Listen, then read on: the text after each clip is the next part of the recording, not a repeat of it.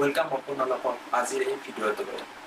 আজি আমি অসমৰ চিনেমাৰ এটি অভূতপূৰ্ব যাত্ৰাত সোমাবলৈ আহিছোঁ। ভাৰতীয় চিনেমাৰ ইতিহাসত অসমৰ চিনেমাই অন্যান্য স্থান লাভ কৰিছে। জানেনে কিয়? কাৰণ ইয়াৰ গভীৰ সংস্কৃতি আৰু মনোমোহা গল্পৰ বাবে। একেলগে আমি এই ক্ষেত্ৰত আৰম্ভণিৰ প্ৰগতি আৰু অসমৰ চিনেমাৰ আজিৰ অৱস্থানৰ বিষয়ে আলোচনা কৰিম।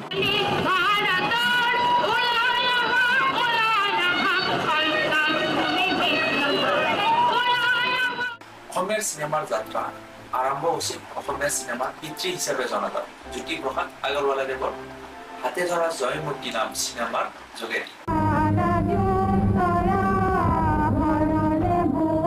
ইয়াৰ পৰা অসমৰ চিনেমাই এক নতুন দিশৰ সন্ধান পাইছিল। এই ছবিখন কেৱল গল্পৰেই নহয়, অসমৰ চিনেমাৰ ইতিহাসৰ গৌৰৱময় অধ্যায়ৰ আৰম্ভণি কৰিছিল।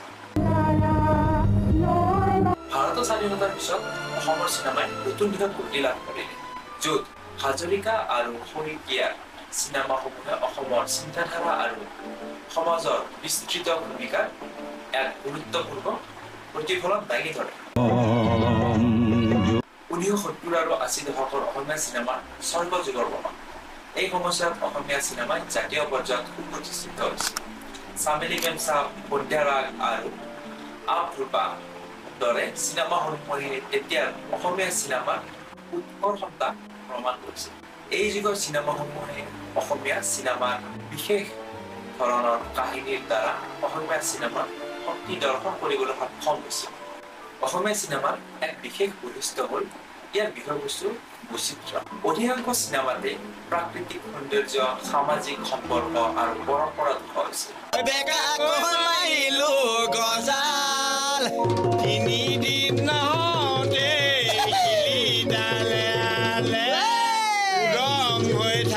আৰু যিবিলাকে অসমৰ গাঁও অঞ্চলত বিশেষ প্ৰভাৱ পেলাইছিল।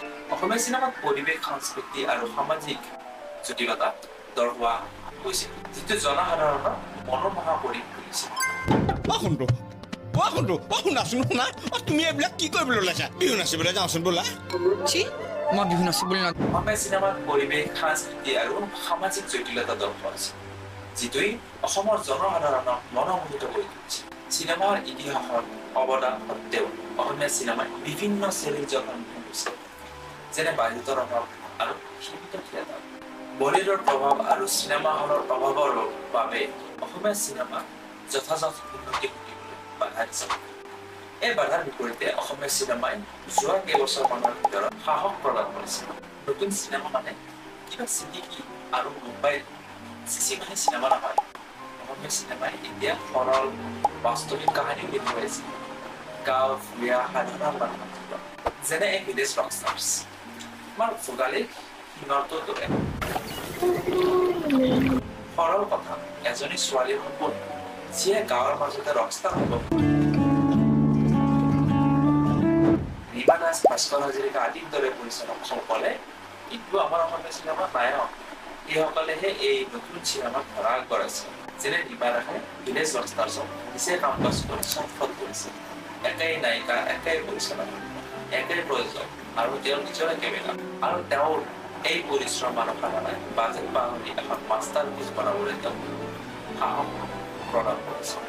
আৰু ভাস্কৰ হাজৰিকাৰ আমিষ এইটো অতিকৈ শক্তিশালী, অলপ বিপদহীন চিনেমা। কিছুমান লোকক লাগিছে এনে অসমত এনে চিন্তাধাৰা চিনেমা হ'ব পাৰে, কিন্তু নতুন চিনেমা মানে নতুন খেল। যুগ যেনেকুৱা সলনি হৈ যাই আছে, তেনেকৈ আমি চিনেমাৰ ক্ষেত্ৰতো নিজৰ চিন্তাধাৰা সলাব লাগিব। এতিয়া কথা হ'ল নতুন চিনেমাৰ সৈতে নতুন চেলেঞ্জ। সীমিত থিয়েটাৰ, টকাৰ অভাৱ, সৰু বাজেট আৰু আয় অৰ্জন কৰে, যাৰ ফলত অসমীয়া ফিল্ম ইণ্ডাষ্ট্ৰীয়ে চাউথ বা বেলেগ ইণ্ডাষ্ট্ৰীৰ দৰে অসমৰ বাহিৰত নিজৰ প্ৰমোচন কৰিব নোৱাৰে। ইনফেক্ট বহুত ফিল্মে আজিকালি প্ৰেজেণ্টেশ্যনৰ কাৰণে ক্ৰাউড ফাণ্ডিং আৰু ফিল্ম ফেষ্টিভেলত ৰেলী কৰিব লগা হয়। আৰু যদিও কোনো অসমীয়া চিনেমাই ইণ্টাৰনেশ্যনেলি জনপ্ৰিয়তা পায়, কিন্তু অসমীয়া জনসাধাৰণৰ পৰা উপযুক্ত ৰেছপন্স নাপায়।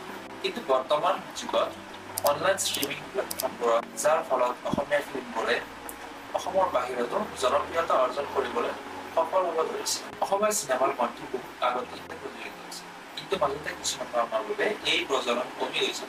কিন্তু এতিয়া যি এক নতুন চিনেমা ঢৌ উঠিছে এইটো অসমীয়া ফিল্ম ইণ্ডাষ্ট্ৰীৰ এটা নতুন যাত্ৰা এই ঢৌৱে হ'ল সাধাৰণ জীৱন যাপনৰ কাহিনী যিয়ে অসমক বিশ্বৰ ৰূপত দাঙি ধৰিছে আৰু কিছুমান ভিজনাৰী ফিল্ম মেকাৰ আৰু ডিজিটেল ছাপৰ্টৰ বাবে অসমীয়া ফিল্ম ইণ্ডাষ্ট্ৰীৰ ভৱিষ্যত যে এটা উজ্জ্বল দিশৰ ফালে যাই আছে সেইটো আমি দেখিবই পাইছোঁ এই ভিডিঅ'টোৰ লগত জড়িত হোৱাৰ বাবে আপোনালোকক অশেষ ধন্যবাদ আৰু এনেধৰণৰ ভিডিঅ'বোৰ চাবলৈ এই চেনেলটো ছাবস্ক্ৰাইব কৰিব আৰু ভিডিঅ'টো লাইক আৰু শ্বেয়াৰ কৰিব ধন্যবাদ